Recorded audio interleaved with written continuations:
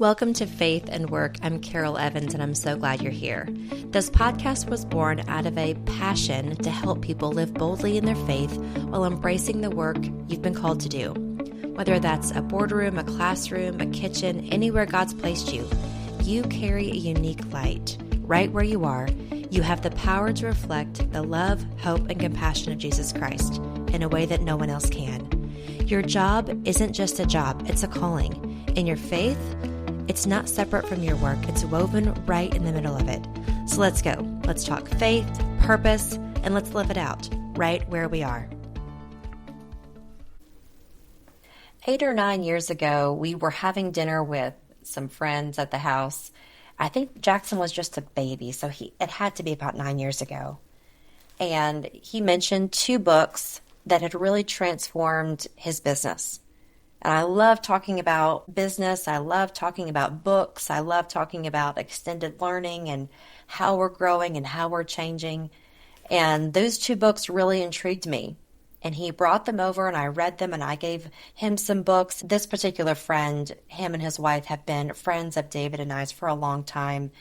And when I think back on the years of friendship, all the book recommendations we've given each other as a couple have always been a great resource. And this one was no different. The 2 books that he recommended that day were The New Gold Standard, about the Ritz-Carlton and their customer service culture and mindset and their service organization. There was another book by John Gordon, The Energy Bus, another great book. But today I want to talk a little bit about The New Gold Standard. Because this book, while it is about the Ritz-Carlton and it's about a hospitality organization and what they've done over the years they've been open and what they've done to maintain this culture, that book changed the way that I worked in my job. It changed how I operated a support organization. The Ritz-Carlton is now over a $3 billion organization. They have over 100 locations that are spread out over 30 different countries.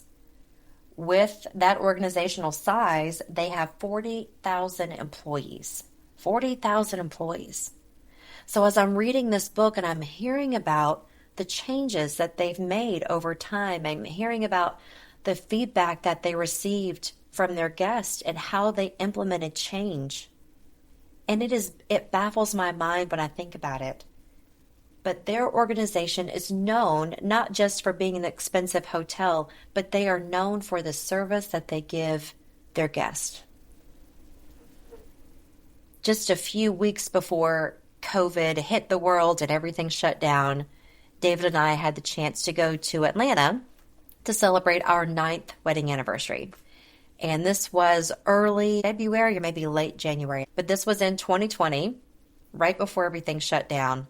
And we stayed in the Ritz-Carlton Atlanta for 2 nights, went to a Celine Dion concert. We're both big fans, and it was a great time. But we really picked Atlanta when we were planning a trip. I was so excited to stay at a Ritz-Carlton. It's the only one I've ever stayed at, and it was such an unbelievable experience. I had read the book, and then I started looking up YouTube videos on it and watching different documentaries on the culture, on the history of the company. And I just became enamored and fascinated with the Ritz-Carlton. So staying at the hotel was such a treat. But when I first booked the hotel, I decided to do a little bit of a test because I had read in the book about how they hear one detail about someone's stay and everyone knows about it, and how they bring it up to you and how they find ways to remember. So I thought I would do a little test. We got to the hotel, and I didn't mention to anybody that it was our wedding anniversary or we were there celebrating. Our anniversary is in December, but it's so hard to celebrate in December. So we typically will do something when David's on break or when it's an easier time to travel. So this particular trip, I had booked the Ritz-Carlton 6 months before at least. And I told one person over the phone when we were booking, and she said, "Are you celebrating a special occasion on the trip?" And I said, "Yes, we're celebrating." I think it was our 9th. Maybe it was 8th. I don't remember. Because typically we celebrate either early or late because of schedules in school. And so I don't remember exactly what anniversary. I think it was our 9th wedding anniversary. And I told her before we were celebrating our anniversary over the phone. I asked her also about getting a reservation to the restaurant that night, and she said, yes, I'll take care of that for you. So we did all of that on the phone, and then I didn't talk to anybody at the hotel until we walked in the front door. We walked in the front door, and as soon as we got to the front, and I told her our names, and she said, oh, happy anniversary. Congratulations on the 9 years.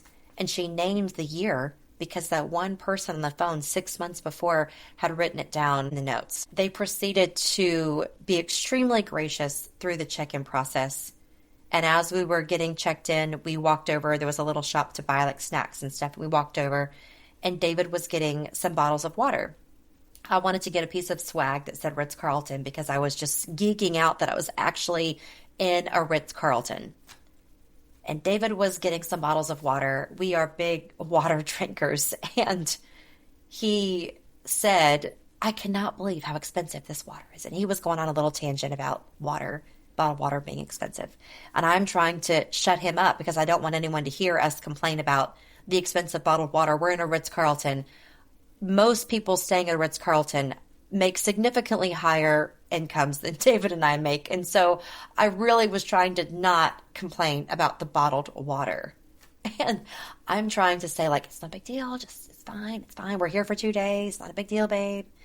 And an employee happened to hear David say, can you believe this?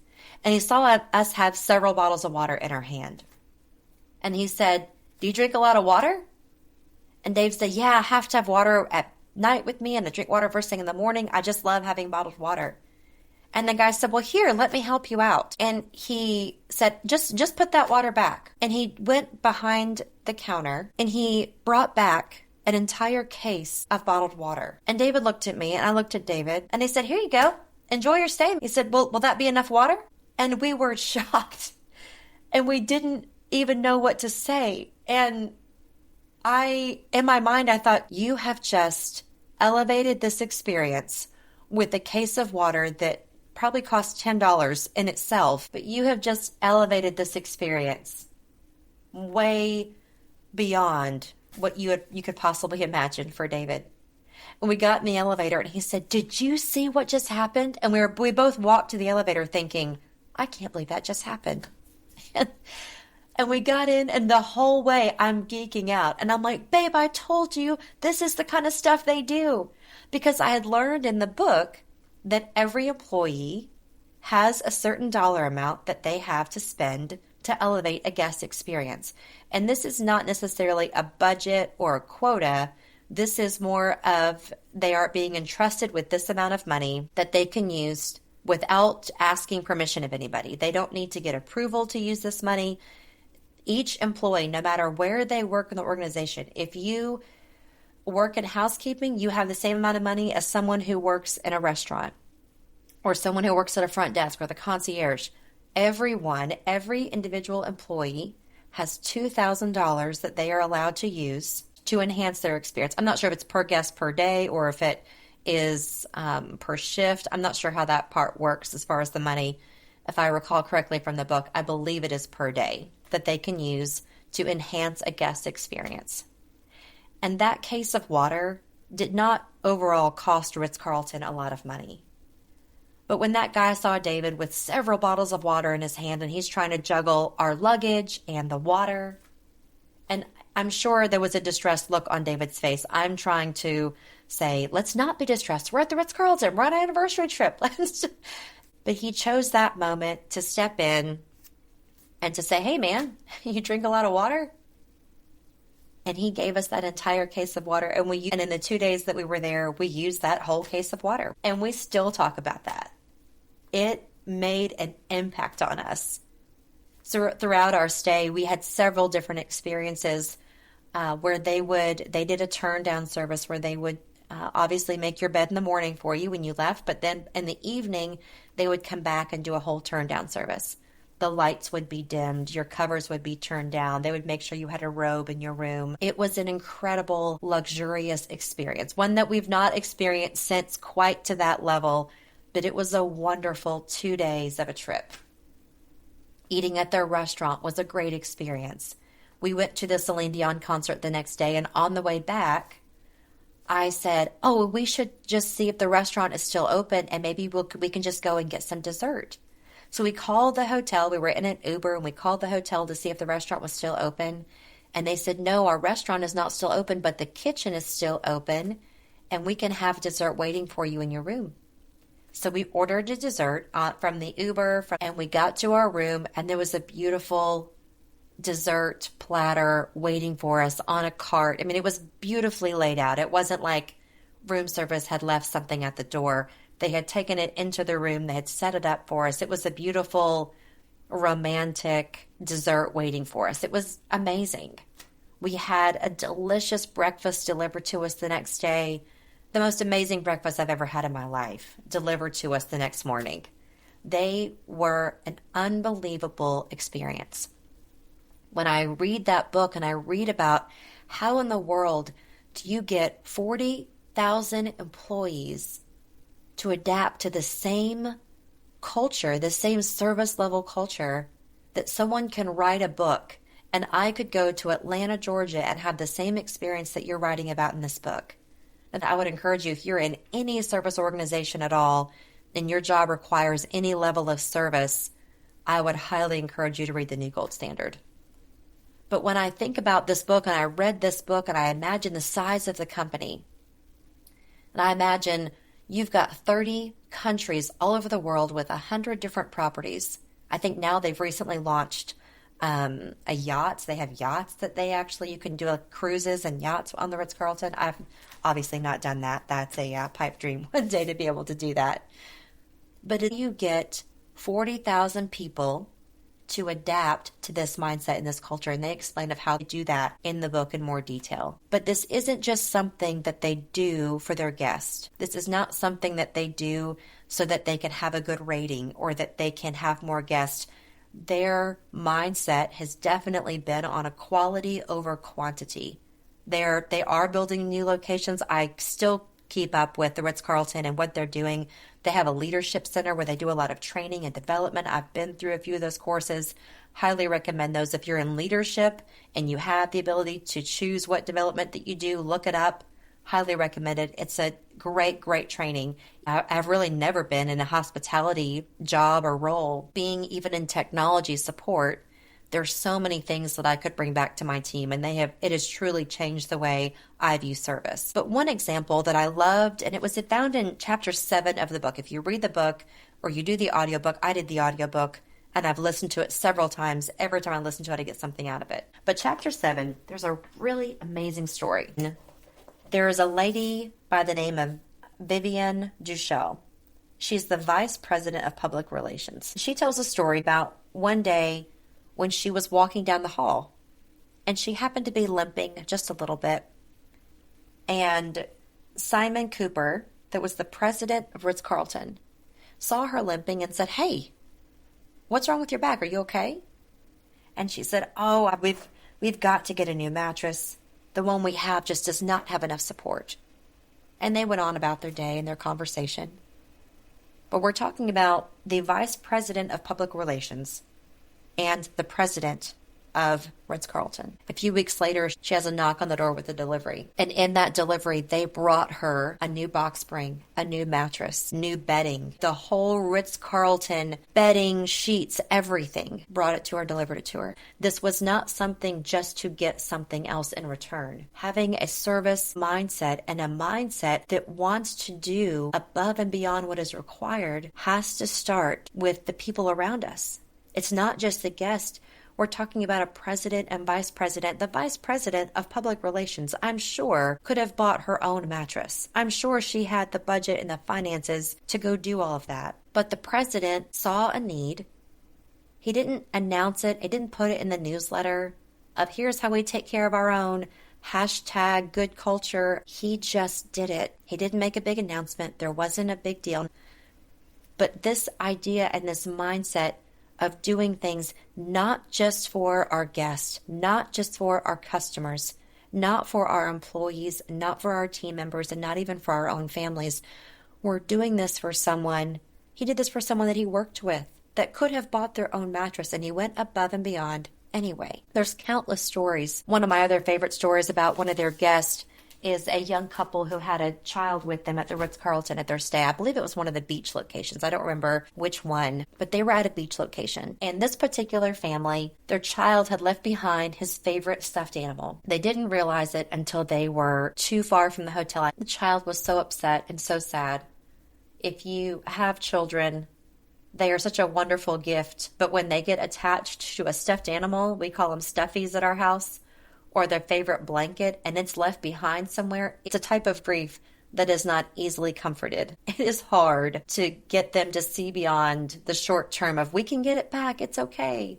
But in this particular case, the mom and the dad, they didn't know if they could get it back. They didn't know where it was. They just knew they'd lost it somewhere on the property. Well, when they called the front desk, other people got involved and ended up going to someone in loss prevention. And they went to the person in housekeeping and said, have you seen the stuffed animal? But they not only called them and said, have you seen the stuffed animal? They went down there with them and they sifted through the sheets that had been taken up from that floor of the hotel, and they found the stuffed animal. But before they could get the stuffed animal back, what they did was they got the stuffed animal and they had him pose at all different places throughout the property. And they had him pose at the pool and the spa and all these different places. And they took pictures with the stuffed animal and different employees, and they packaged all of this up, sent it back to the family, and how comforting for that little boy. When he opened the box, he saw that favorite stuffed animal, and it said, I wasn't lost, I just extended my stay. That is going above and beyond. For the director of loss prevention to go down into housekeeping and sift through the sheets, that's unbelievable. But then for that same director of loss prevention and take the time, it was worth their time. And they didn't need any approval. They had it within their budget and within their purview of their job to take that stuffed animal, to not just box it up and ship it back with a nice card, but then to take the time to go all over the property, to take pictures, to get those pictures printed and put them in the box, send them to that little boy. He'll never forget it. What an unbelievable opportunity to serve people when you have the resources within your power, within your means to enhance someone's experience. And the book is filled with, it's really a mixture of the processes of what they do, how it's implemented, and then also those guest experiences. And there's countless stories of employees. There's stories of guests. There's stories of people who were going through a difficult time health-wise and what they did to care for those people. There's stories of guests who wanted something really simple, like a different kind of jelly or a drink that wasn't offered, and what they did in between a server running down the road to go find a Coke or Pepsi product, whichever one it was, and they didn't offer it at the time. And they ran down the road to get the guest the drink that they requested. The guest had no idea. They didn't say, just so you know, I had to run down the road and get this Pepsi for you in hopes of getting a bigger tip. They just did it. It's not about the tip. It's not about the award. It's not about the rating. It's about having a culture that looks for opportunities to elevate the guest experience. And this idea, for me, in a technology organization, it felt huge. It shifted the way I work. It shifted how I operated. And I can still remember listening to the book on the way to work and stopping and taking notes and shutting down the audiobook for just a second and telling my phone to, Siri, send me a reminder to go do so-and-so, and sending myself a text message as a reminder of, we could do this and we can do that. And I had so many ideas of how we could implement service on my team and in our organization. The support that my team offers is to other employees. It's not to outside customers. We're not customer facing. We have customers, but the customers that we always refer to are internal employees. So how we respond to elevating someone's experience might be doing something that we don't necessarily have to do, but we could do to help them. Sometimes people ask for something, and before we do exactly what they ask us to do, we have to stop and ask a few questions, because there might be a way that we can get them what they need to get a little faster and help them with what they need help with, but it might be a different method than what they originally asked for, and the other method could really benefit them even more. But I had so many different ideas of processes and things we could do, ways we could be proactive with people when they ask for X, but really they need Y, and what we can do to help people. This idea of going the extra mile of customer service, these ideas are not original to the Ritz-Carlton. They're not original to me. We can find this same thought and this same idea about doing above and beyond. We can find it in several places in the Bible. But one of my favorite examples of going the extra mile is when Jesus is talking in Matthew chapter 5. In the early part of chapter 5, if you have a red letter Bible, you may see a lot of this highlighted in red in your Bible. But in the beginning of chapter 5, it says, "And seeing the multitude, he went up to the mountain, and when he was set, his disciples came to him.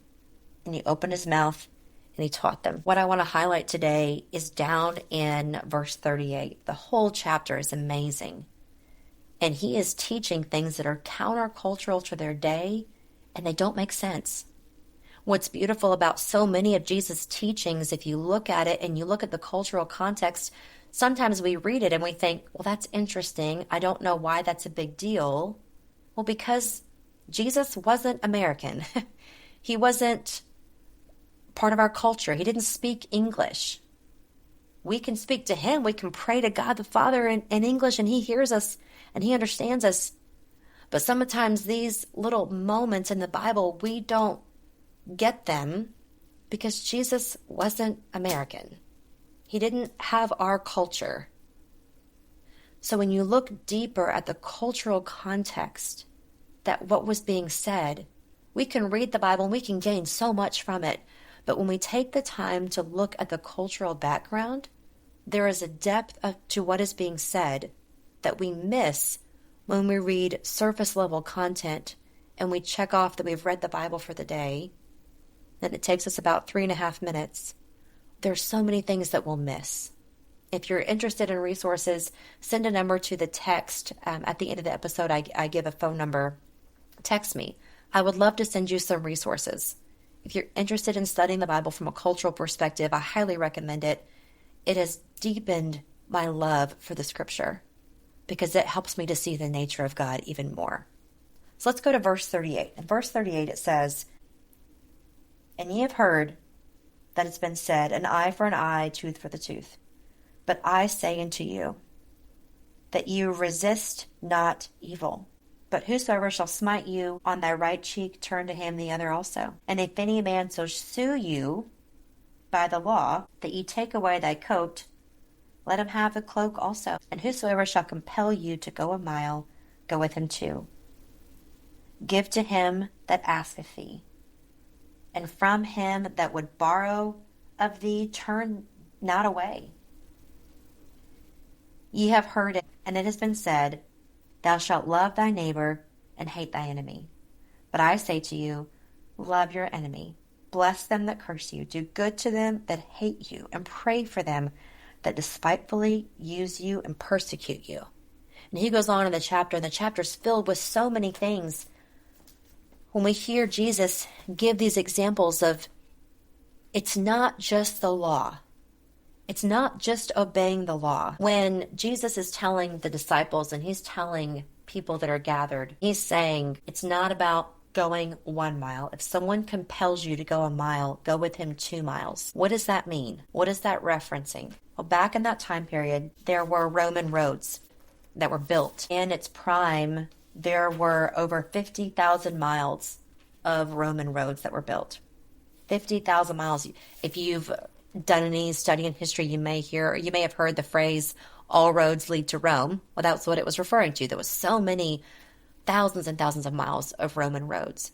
And by law, at that time period, if a Roman were to compel a Jew and say, I need help with this, carrying these bags, or taking my horses, or I'm moving, or I don't know, I went to the market, I don't know what all they'd be transporting. But if they needed help by law, by Roman law, the Jews were compelled to help them walk 1 mile. Every mile, there were mile markers on the road that showed when they would reach a Roman mile. A Roman mile was measured a little differently than how we measure our miles. They were literally held accountable to going 1 mile. There are very few stories in the Bible where we see Romans and Jews that actually got along. There are a few, but very few. Typically, if you were friends with Rome, then you weren't friends with the Jews. It was by law. You had to walk the first mile. Some studies that I've read say that they were paid to go the first mile. Other studies say no, they were not paid. I don't know if they would tip them. I'm not sure how that worked. One day we can find out when we get to heaven. But by law, they were required to go the first mile. Can you imagine being someone who's hearing this lesson? And imagine being on the road and seeing a Roman. And they say, hey, help me with this. And man, your gut is turning because your nations don't like each other. You do not get along. You do not see eye to eye. There is a clash in your cultures. This is not your friend. By all intents and purposes, this was your enemy. And you see them on the road, and you know that you are required by law to help them with that first mile. And maybe you're walking that first mile and things get a little quiet, they get a little awkward, and you think about the words of Jesus. Think, man, I know he said we should go the second mile. I don't want to walk with this Roman any longer than I have to. I really do not want to go the second mile. And you get to the end of the first mile, and you have to swallow in your gut and say, you know what, I'll walk with you. I'll walk with you one more. And they look at you and they think, why? Why would you do that? You're not required to do that. You don't have to walk with me the second mile. But you do it anyway. You don't do it anyway because they're going to pay you for any public praise. You don't walk the second mile because it's going to make you an extra $1. You walk that second mile because you're living out not just the law, but the grace that Jesus talks about. When he talks about going the second mile, turning the other cheek, giving them the coat and the cloak.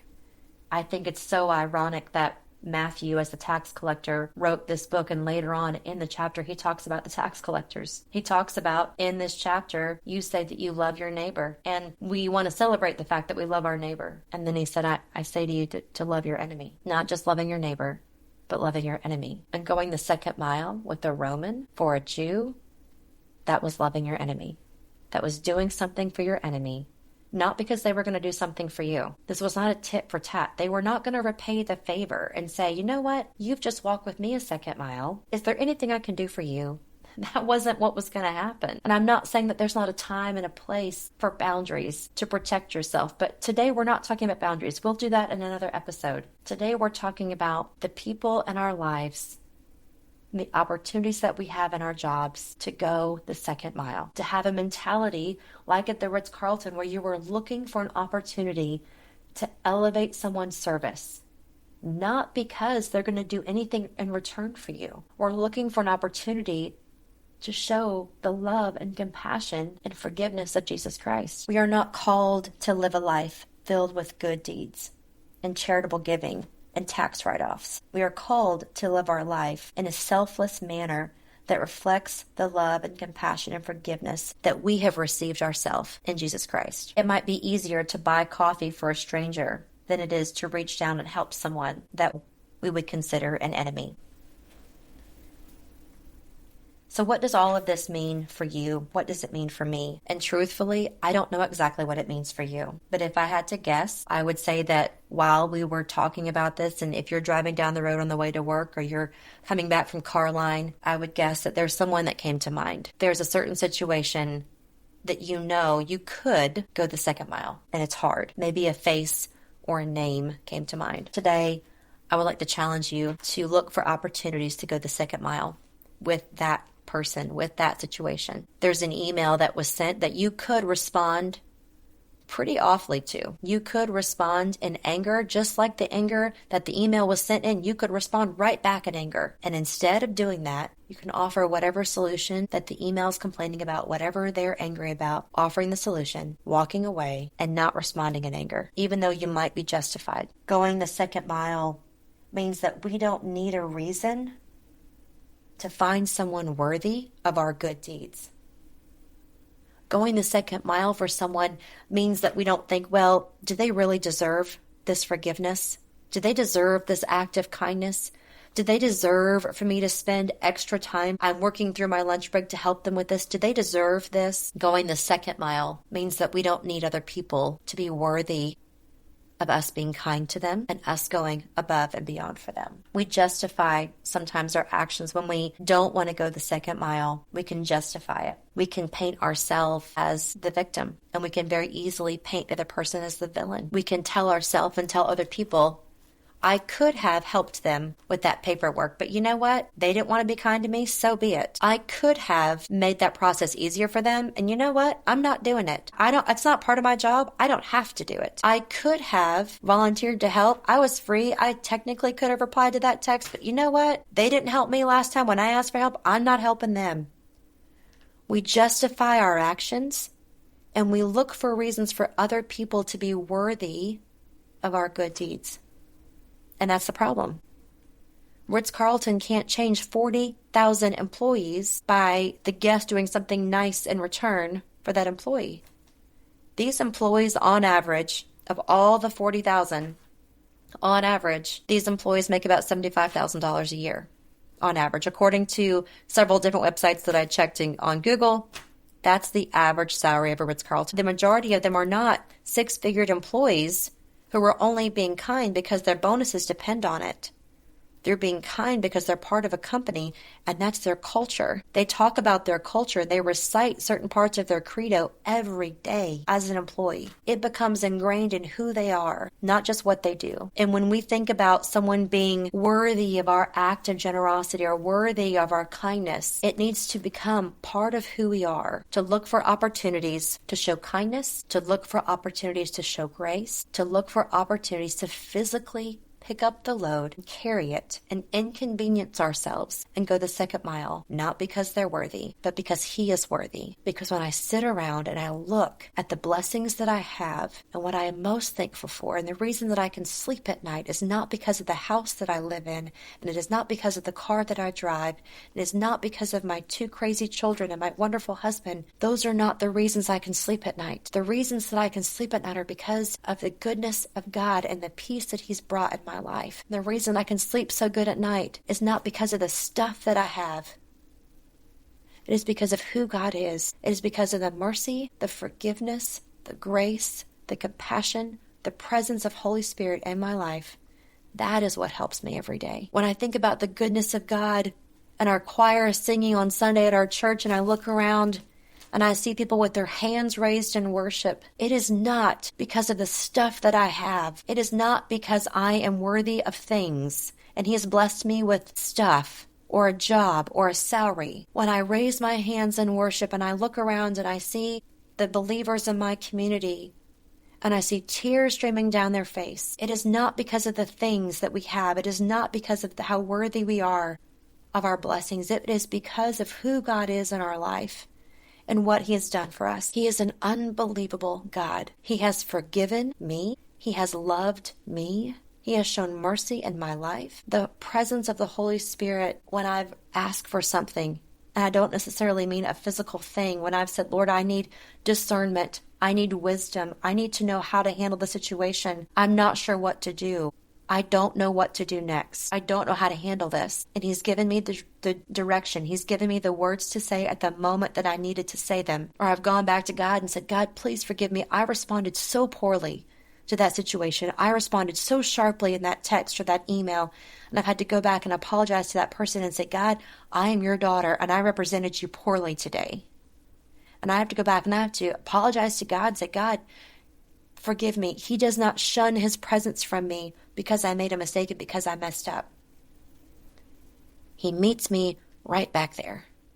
And when I'm in the car on the way to work in the morning and I'm in the parking lot before I get out of my car and I say, help me today, I've got some tough meetings, or help me today, I've got some meetings I need clarity on, or I've got some really big concerns on these things and I want to bring them up, but I don't want it to appear like I'm trying to push back just for the sake of pushing back. I need to bring up my concerns in a way that shows the facts, but that is not offensive or that is not pointed or that is not personal. I need to present this in a way that is kind, that is truthful, that is professional. When I think about who God is and where He meets me and the silly things that I find myself praying for sometimes, and He meets me right there, who am I to walk around and to judge other people and say, I'm sorry, you're not worthy of that same love. You're not worthy of that forgiveness. You're not worthy of generosity. Who am I to judge them? I am no better than they are. Our problems, our issues might be different. They might have a different face or a different name, but who am I to say, you don't deserve it. I'm the victim here. You're the one that was mean to me. Therefore, I'm never going to be kind to you. I'm so thankful for the love and compassion that Jesus has shown me and that I get to experience from having a relationship with him. I want to challenge you to look around, look on your calendar, be vigilant, keep your eyes open, and look for opportunities to go the second mile this week. Thank you so much for joining me on today's episode of Faith at Work. If today's conversation encouraged you, I would love for you to share it with a friend or a coworker. And I would love to hear what you think. So you can text me at 615-669-3209. I would love to hear your thoughts, your feedback. And if you have questions that you would like answered on a future episode, leave me your name and the city and state that you are reaching out to me from.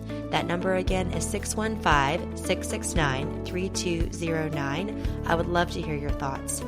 I look forward to being with you again next week. Until then, let's keep living out our faith at work.